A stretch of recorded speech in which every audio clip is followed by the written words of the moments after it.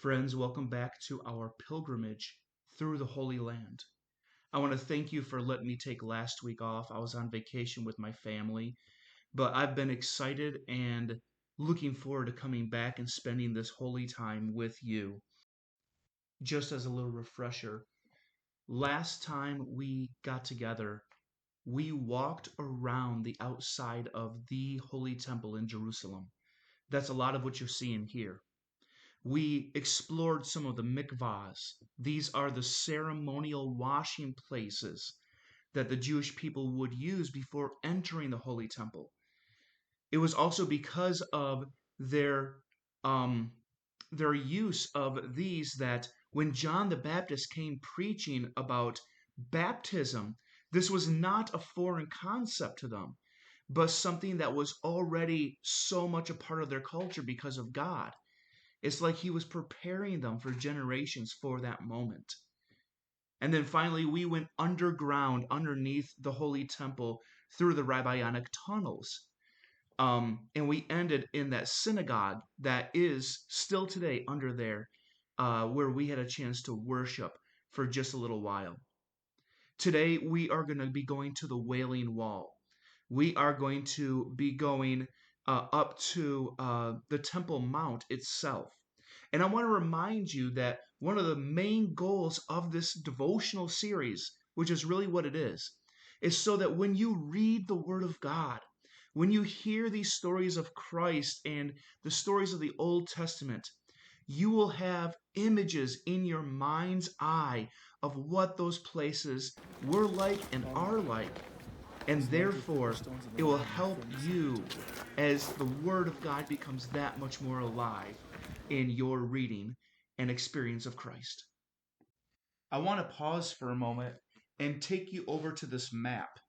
As I was recording, I paused because a congregant came in who actually just happened to have given me this, and he didn't know what I was doing today. This is a map of the old city Jerusalem, broken up in those corridors we talked about just the other week.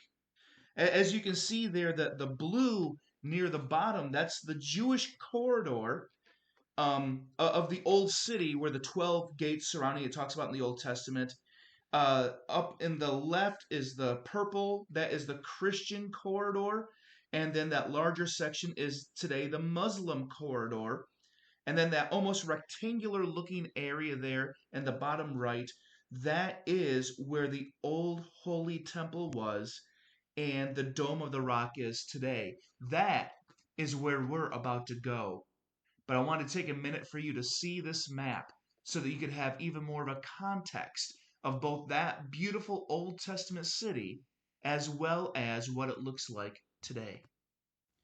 So now we're moving to the very center of what would have been the Second Holy Temple. This is where the Golden Dome is today, which is a place of worship for the Muslim people. Now, to be clear about this, the reason that the Muslim people consider this a holy space is because inside of that Golden Dome, uh, 2 floors down, it's like a big open circle, and you can look over the railing and look down. I did not go in there, but I've seen other videos. There is a large stone. The Muslims believe it is from on top of that stone that Muhammad ascended back to heaven.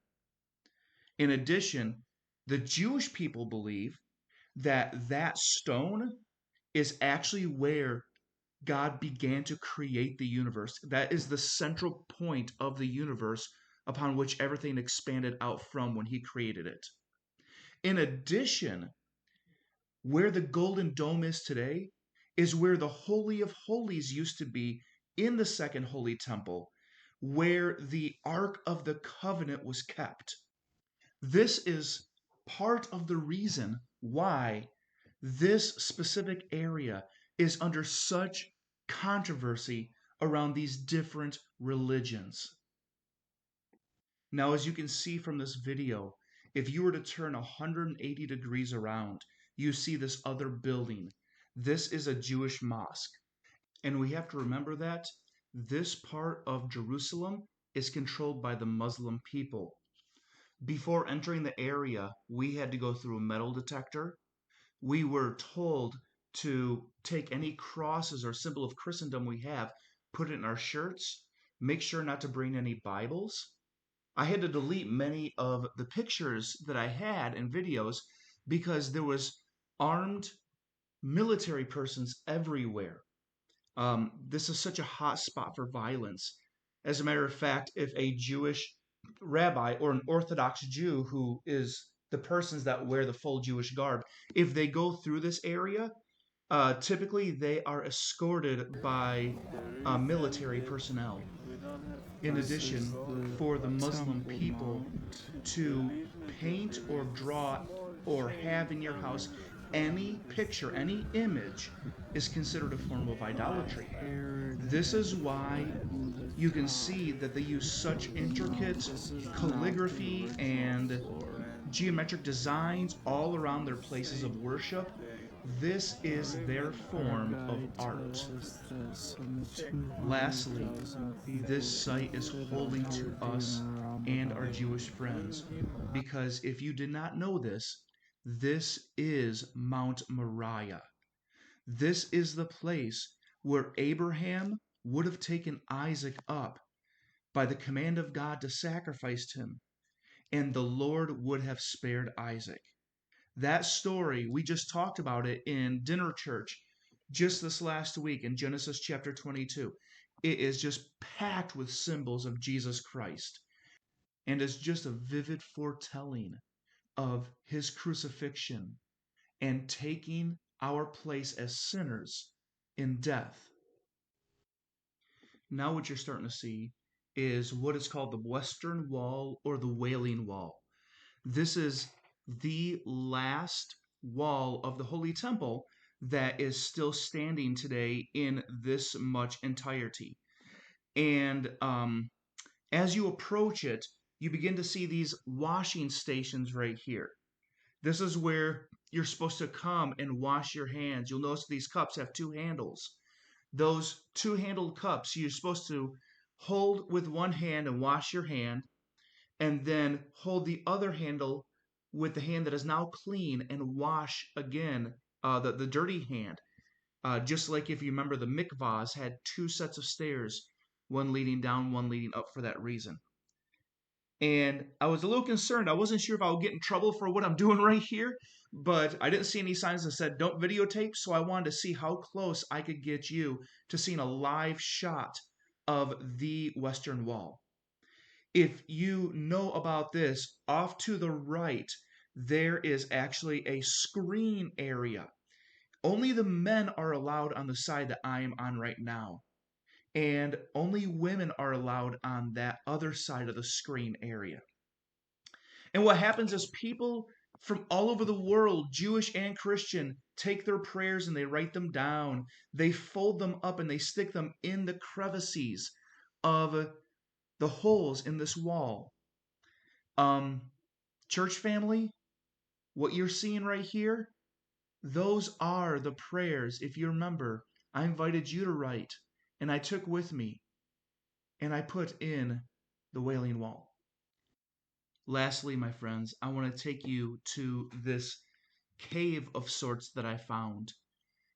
In the men's section, if you were to go against the wall and turn immediately left, you would actually be right in front of the area that you're walking around right now. There's like these libraries in there and these places for people to just sit and worship the Lord and be close to the temple. I personally had an amazing experience I was not expecting while I was there. As we come back out, I just want to share with you. I turned off this video, went back, and I just got on my knees and I just started praying because I wanted to. And a gentleman came up to me who did not speak English, and he tapped me on the shoulder and he kind of motioned for me to come up to the wall, almost saying, "It's okay, you're allowed to." I put my hands on the wall of the Holy Temple, and I'll be honest, something of God just came over me. And I just started saying, "God, I don't want to leave this place. God, I don't want to leave. I don't want to leave." And it's like those were the only words I could get out of my mouth at the time.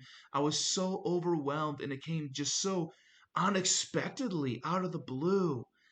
I think that experience of God is probably the number one thing that I will always carry with me from this time in the Holy Land.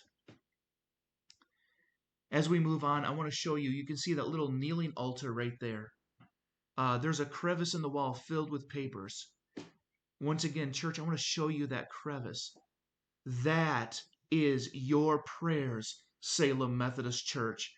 That is the place that I put the prayers you entrusted to me.